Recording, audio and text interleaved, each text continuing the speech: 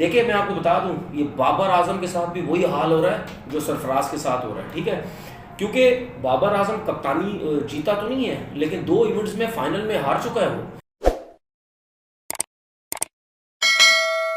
अस्सलाम वालेकुम जी, कैसे हैं आप लोग? सब ठीक ठाक हैं। कल तो टेस्ट मैच ख़त्म हुआ और जो सरफराज की वाह वाह हुई वो मेरे ख्याल में आप लोगों ने टीवी चैनल्स पे भी देखा और सोशल मीडिया में भी देखा, जिस तरह उनकी वाह वाह हुई। और ये जो उनको अप्रिशिएट किया गया है, इसकी बहुत बड़ी रीज़न है पीछे। ये बिला वजह नहीं किया गया। हालांकि इस टेस्ट मैच में परफॉर्मेंसेस बुरी नहीं थी, या लास्ट टेस्ट मैच में भी कुछ प्लेयर्स की परफॉर्मेंसेस बुरी नहीं थी, लेकिन सरफराज की क्यों हाईलाइट हुई?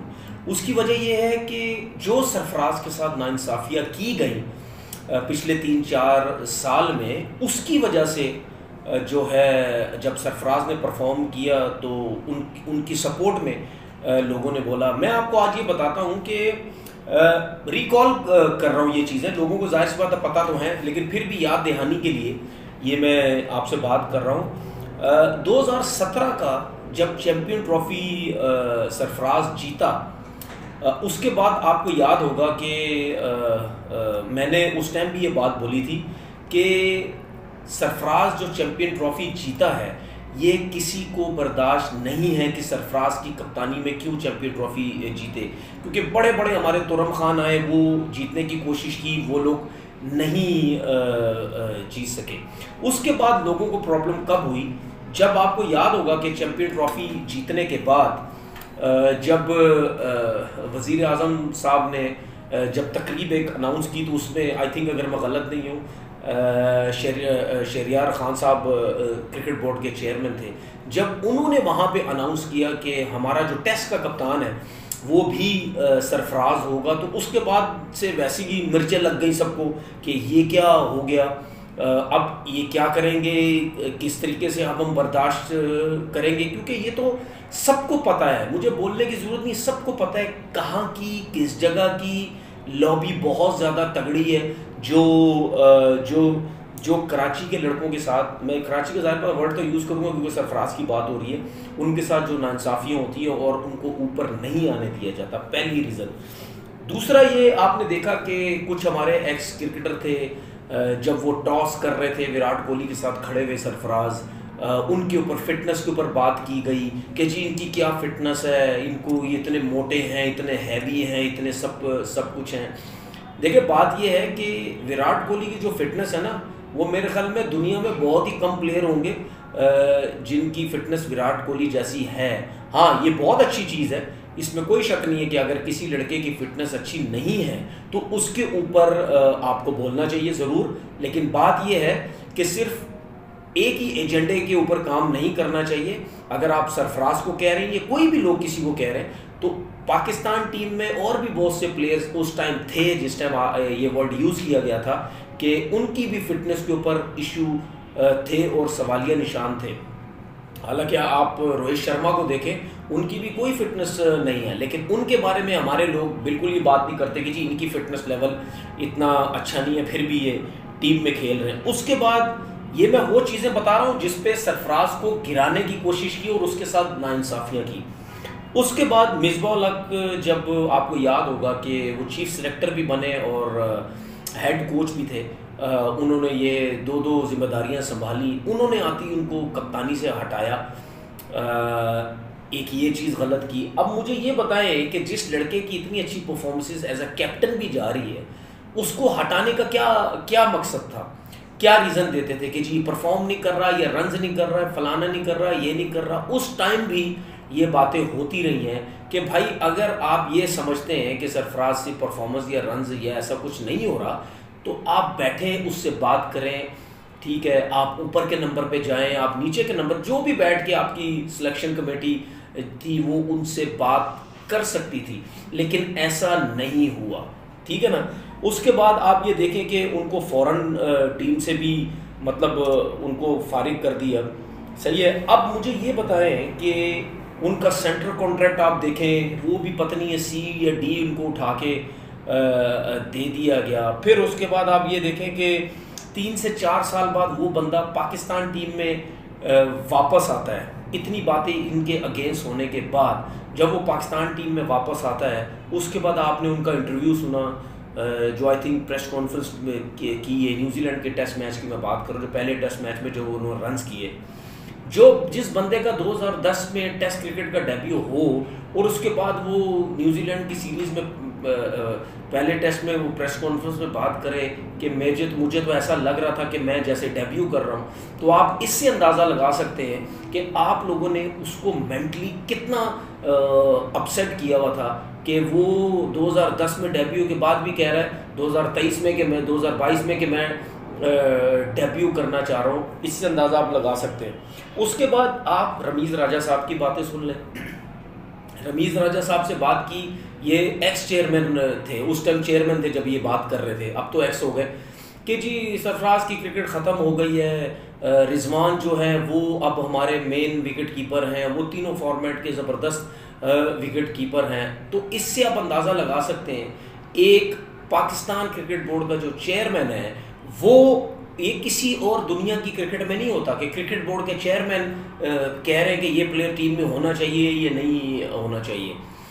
सही है, उन्होंने इसको और मेंटली सरफराज को गिराने की कोशिश की। अच्छा, उसके बाद क्या हुआ, उसके बाद एक और रीज़न भी है कि ये जो यस मैन चीफ सिलेक्टर ला के बिठा दिया गया था, अब इसको देख के तो यही नज़र आता था कि जी ये सरफराज टीम में नहीं है, सरफराज की परफॉर्मेंस नहीं है, ये यही बातें करता था, हमारे पास रिजवान है। अच्छा, उसके बाद आप ये देखें इनके मुंह से एक चीज़ें बातें चलती थी कि जी हमें वो, अब जिस तरह आज़म खान की इन्होंने बात की थी कि हमें वो प्लेयर चाहिए जिसका स्ट्राइक रेट बड़ा ज़बरदस्त हो। हर टीवी चैनल पे रमीज़ राजा साहब बैठ के आज़म की बात कर रहे हैं, ये यस मैन चीफ सेलेक्टर साहब जो थे हमारे, ये आज़म खान की बात कर रहे हैं, स्ट्राइक रेट ये होना चाहिए, स्ट्राइक रेट वो होना चाहिए। रिजवान के बाद जो दूसरा विकेट कीपर है जी वो आज़म खान होना चाहिए। उसके बाद नदीम खान जो इनके वो चाचा हैं आई थिंक, वो डायरेक्टर एकेडमी में बने हुए, उन्होंने ज़बरदस्ती ला के इसको फ़िटनेस के लिए एकेडमी लाए गए कि जी इसकी फ़िटनेस को बेहतर करने की बहुत ज़्यादा ज़रूरत है। तो अगर ये सब चीज़ें देखें, उसके बाद पूरा पाकिस्तान लग गया, बड़े बड़े प्लेयर्स टीवी पे आके आज़म खान ये है, आज़म खान वो है, ठीक है, उसको लाने की कोशिश की गई। हालांकि आज़म खान की जगह कोई बनती ही नहीं थी सरफराज के ऊपर, आपकी जगह बनती थी रिजवान की और सीधा सीधा सरफराज की बनती थी, हालांकि उसकी जगह भी नहीं बनती थी। पूरा गेम बनाया गया, इसको लेके आओ, इसको ये खिलाओ, पूरे पूरे टीवी चैनल्स पे इसके शो होने लग गए, सोशल मीडिया में चलाने लग गए कि जी आज़म खान यूँ, आज़म खान हुआ। इस तरीके से फिर सरफराज को भी जो है वो नीचे गिराया गया।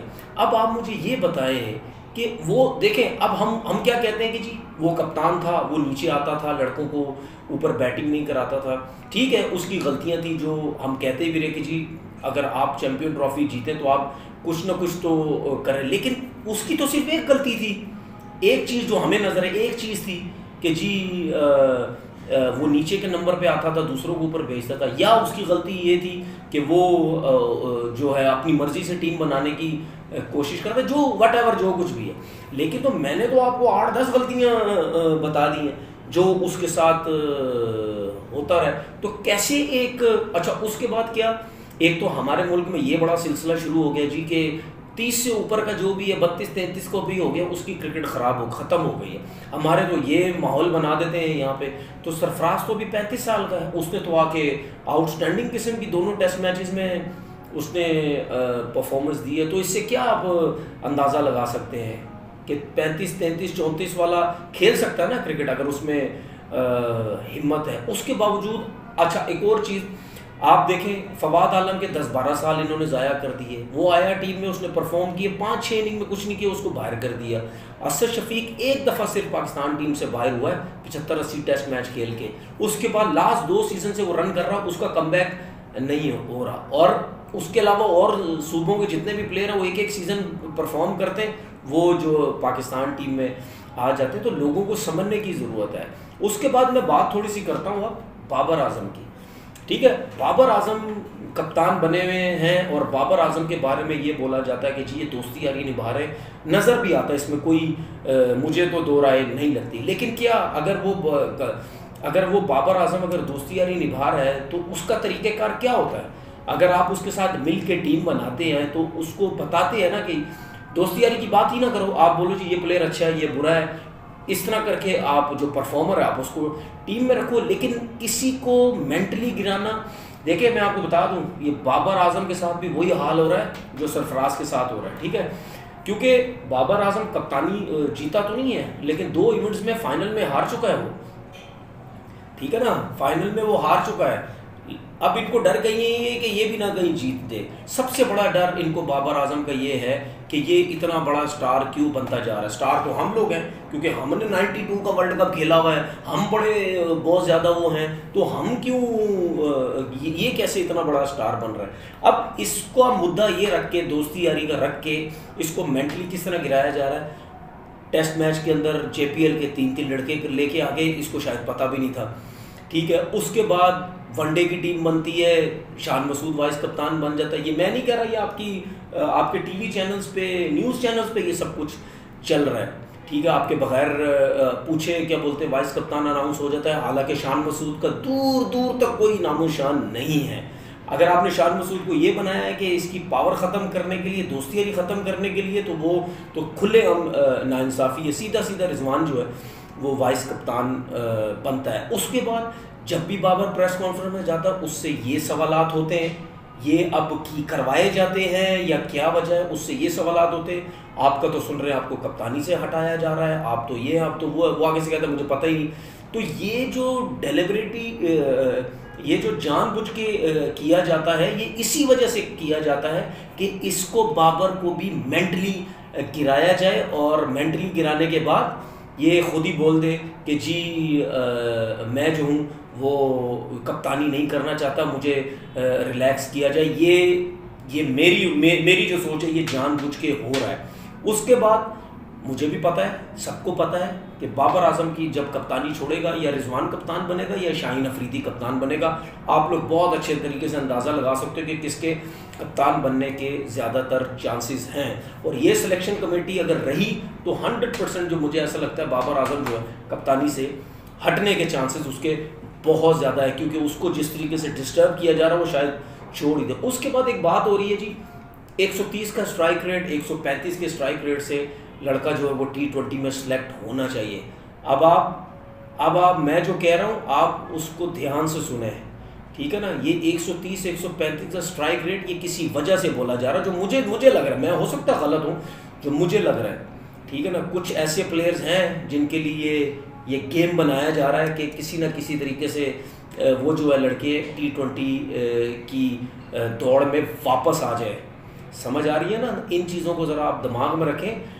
हमारे लोग जो हैं ये जब गेम बनाते हैं ना किसी भी चीज़ का, ये एकदम से गेम नहीं बनाते, ये आहिस्ता आहिस्ता आहिस्ता आहिस्ता आहिस्ता आहिस्ता करके, ये कभी क्या करके उस तरह माहौल बनाते हैं। फिर जिसको बाहर निकालना होता है उसके साथ ऐसा माहौल बनाते हैं वो ज़िंदगी भर याद रखता, अपना बंदा इनका आ जाता है। तो ये चीज़ें आप लोगों को समझ नहीं आएंगी, हम लोगों को समझ आएंगी कि क्या हो रहा है क्या नहीं हो रहा। अपना बहुत बहुत ख्याल रखिएगा।